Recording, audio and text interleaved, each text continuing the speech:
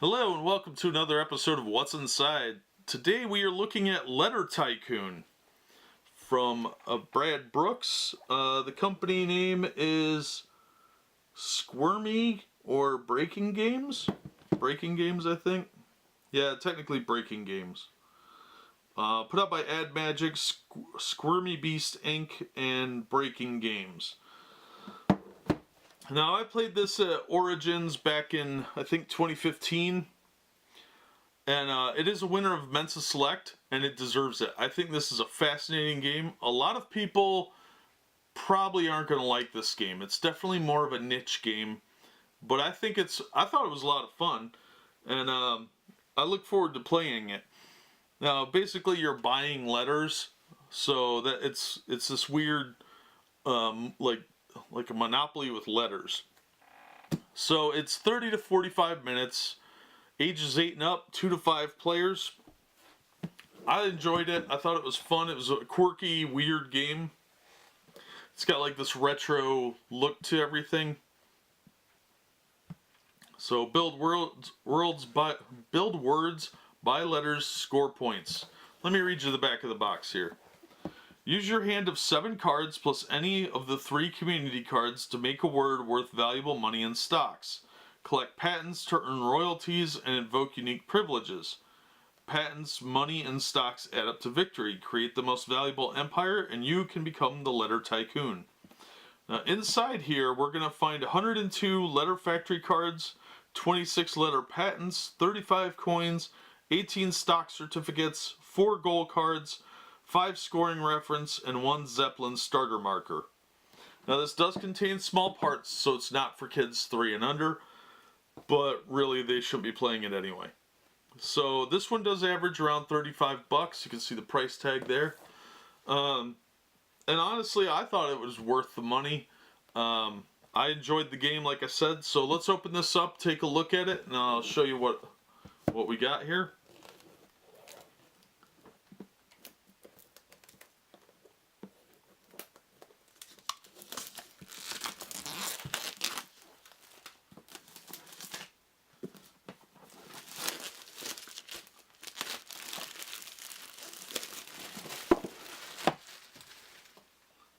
Maybe it was 2016. I played this at Origins one year. Now I'm trying to remember when. Maybe it was 2016. What year is it? Downside of getting older, kids. You start forgetting things. Alright. The box is a little snug, but it's nice quality, nice and thick. The finish on here, I'm a little worried about that, but overall, pretty good quality box. Here's our rule book. It's got this kind of quirky, old-timey patent design. It's very glossy, very shiny, and it's in color. I mean, check that out. I like this technical art. It looks pretty cool. It does look like patents then. And it's got a contents list. There's not a lot to it. I mean, it's a pretty simple game. It tells you what things are worth, how much they cost, that sort of thing. And that's it. That's the whole thing. It's like 7 pages long with a lot of big print. And the 7th page is all examples of play and credits.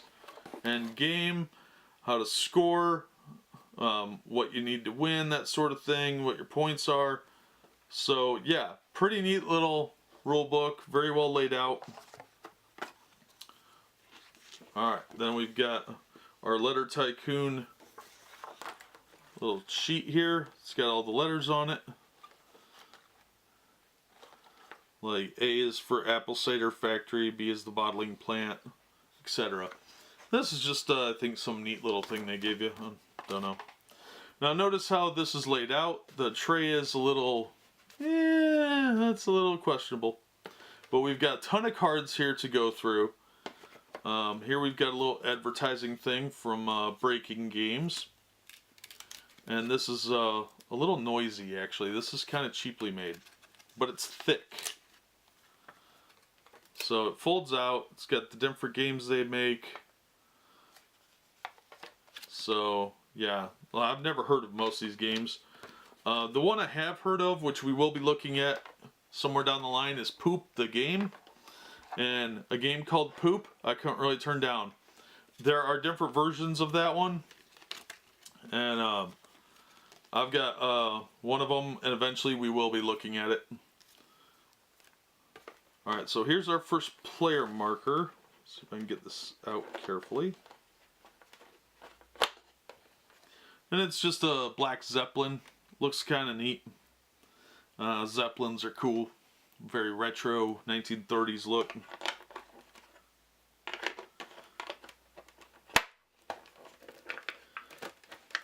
Now, here's our coins. These are the 3s. And these are just, I think these are wooden. Yeah, they say 3 on them. Nothing particularly fancy about them. They're about like wooden nickels. And they have 1s.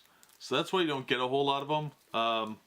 When I played this, they were using cardboard tokens. So this is a big step up. So, yeah, pretty cool looking. I'm not going to bother opening these because this video is going to be long enough. So we'll get those out of the way, and we'll take a look at the cards. So there's their stocks cards for 1 and 3. And then we've got some cards here.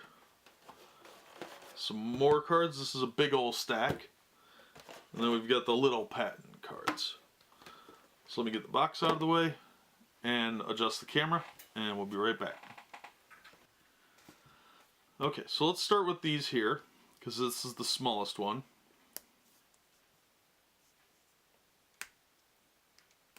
Ah, stupid plastic. Someday I'm going to not trim my fingernails before I shoot videos.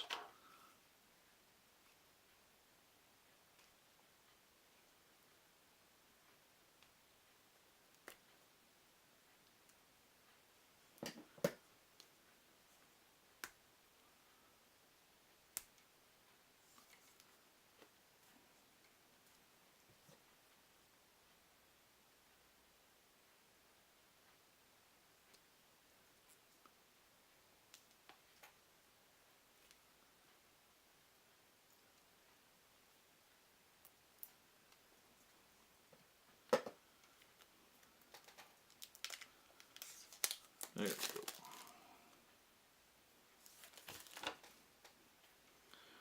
Alright, so this is just an advertising card apparently. Looks neat, but it's just an ad. So, then we have like the 5-player goal, which is $21 in patents owned by any player. It's the same thing on both sides. Then there's the 4-player goal of 26. 3-player goal of 34, 2-player goal of 45. So you just want to set this up somewhere, set it out so everybody knows what they're trying to get to. And then we have the letter frequencies. It tells you how many of each letter there are in the deck. And everybody's gets one of these. There's 5 of them here. This one's actually miscut. You can see that there's some of the trim from one of these other cards on there. Not a huge deal. But it tells you how many of each card or each letter there are in the deck. So if you're going to buy one, you know how many times it's going to appear. And on the other side of these is scoring. So 3 letters is $1, 4 letters is $2, on down to 7 letters, which is $6. And stock earned, you get an extra one only at 6 and 7 letter words. So these are all the same, and like I said, there's 5 of those, so that everybody playing can get one, because it's a 2 to 5 player game.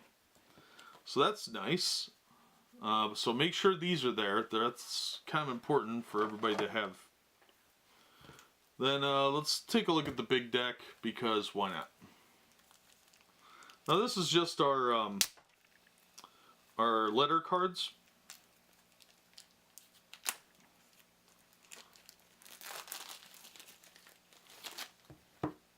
So that's the back of the card. It's got a cool layout. It's definitely got a unique look to it. So first we've got our A.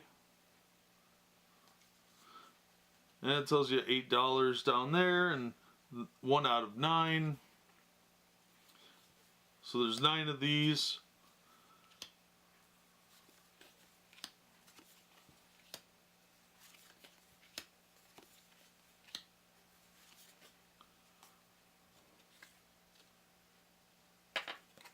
Then here's a D. There's a C.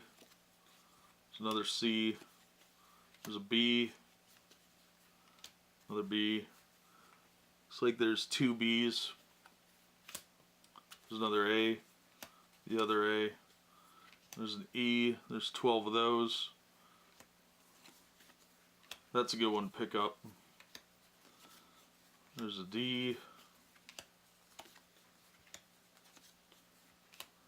Another E. And the designs look cool. They look like patent drawings. I like that. I think it's catchy. Gives it kind of a interesting feel. The card quality is really nice, actually. These are really cool cards. I think they have a good feel to them. Decent thickness. Kind of average, like about like an Uno card, or your average card for any kind of card game. But they have a nicer feel to them. They're not that cheap gloss. It's definitely got a more of a almost a linen back feel. If it is linen back, it's very light, but it does have a good feel to it. So they are high-end cards, which is real impressive to me. And I'll just let you look at the cards as I'm rambling on.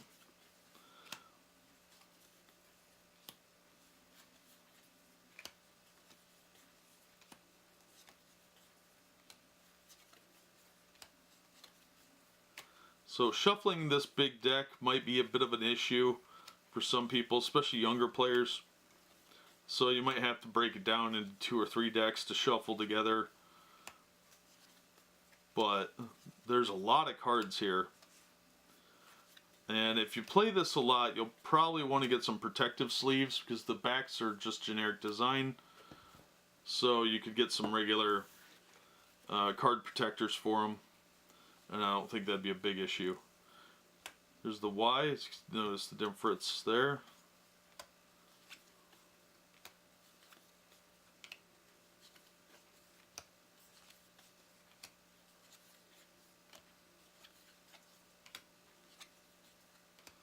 The vowels are brown and the consonants are green. That's why Y has the split. That is not Green Lantern's lantern.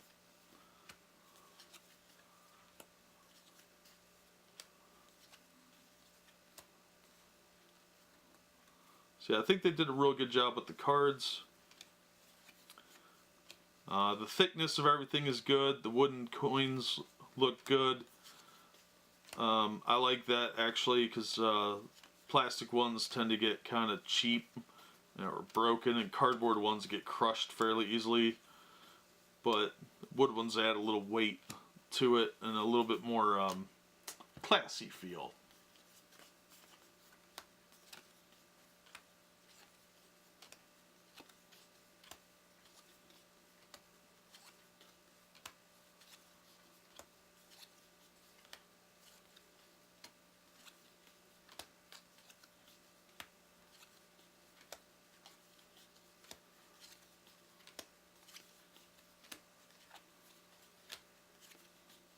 And our last card is the Z. There's only one Z, so make sure that's in there. The cards are important. If you're buying this used, you'll definitely want to make sure that at least the majority of the cards are here. They do have the numbers in there, so you could go through and separate them out and see if they're all there. Like all the A's say 1 of 9, so you'll know there's 9 A's and there's 1 Z, thanks to that notation in the corner. So definitely be aware of that if you're buying this used. Alright, let's get those out of the way. Let's look at our little patent things here.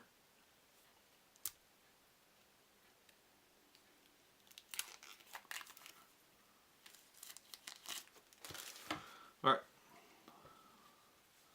So we've got these little cards, and like this one says A on it.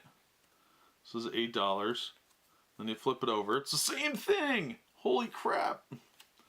So there's A, and then it doesn't really do anything. See the wavy lines there? But if you get B, earn double if your word begins and ends in vowels. So that's pretty cool. C is just C, D, E, F, G, H obviously, then I, then J, earn double if vowels are at least half of your word. K, earn double if your word has only one vowel.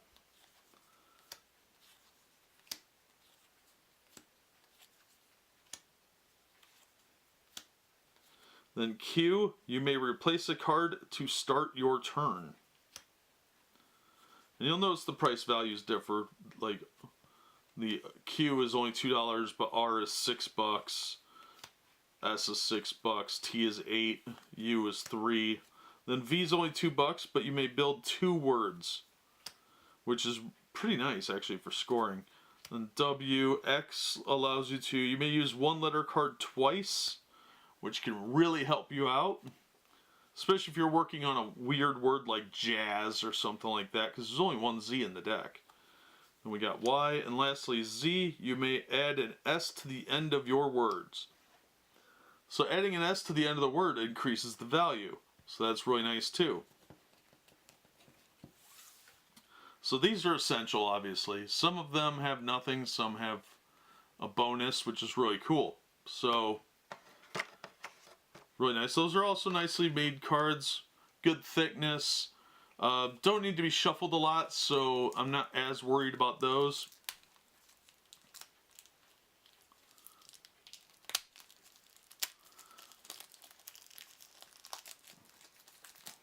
Now the stock cards are thicker cardboard, actual cardboard, and they just say 1 stock on them here.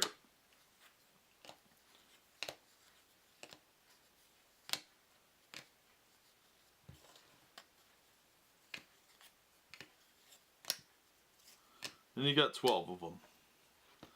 But same thing on front and back.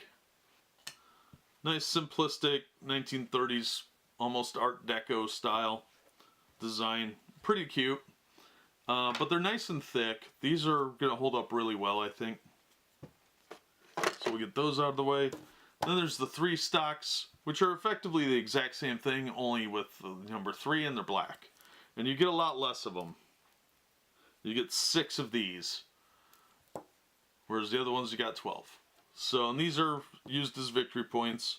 So if you can't buy a patent, you can always buy stock. So always something to spend your money on. But overall, I really like this game. I think it's a cute idea.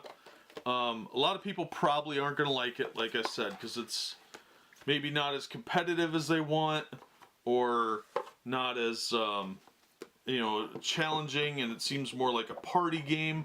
But there's a lot of people that will play this that won't play regular hardcore games. Like, you're more likely to get normies to play this than you are Zombicide or anything super complicated, because the average person can spell some words, hopefully, especially if they're native English speakers. They better be able to spell some words.